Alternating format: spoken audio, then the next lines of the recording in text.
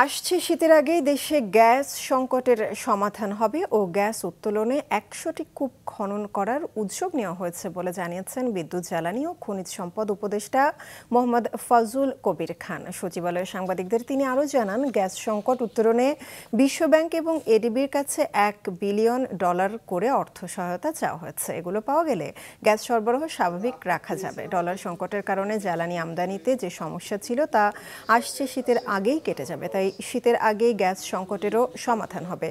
ফজল কবির খান বলেন, কয়েকদিন লোডশেডিংয়ে ছিল, এই সমস্যা মোটামুটি কাটিয়ে ওঠা গেছে।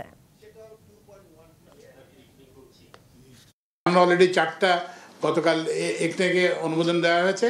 আমরা এরকম 100টা আরও কূপ খনন করার উদ্যোগ নিয়েছি। আমরা আশাবাদী হতে চাই, কারণ আমাদের গ্যাস প্রয়োজন। আমাদের গ্যাসের অভাবে আমাদের বিদ্যুৎ উৎপাদন ব্যাহত হচ্ছে, গ্যাসের অভাবে আমাদের শিল্প কারখানার উৎপাদন ব্যাহত হচ্ছে। আমরা চাই যে এই যে গ্যাসের যেখানে যে সম্ভাবনা আছে, অনশোর হোক কিংবা অফশোর হোক, এটাকে আমরা বের করতে চাই এবং এটা যদি পাওয়া যায় এবং এটাকে জাতির কল্যাণে আমরা ব্যবহার করতে চাই।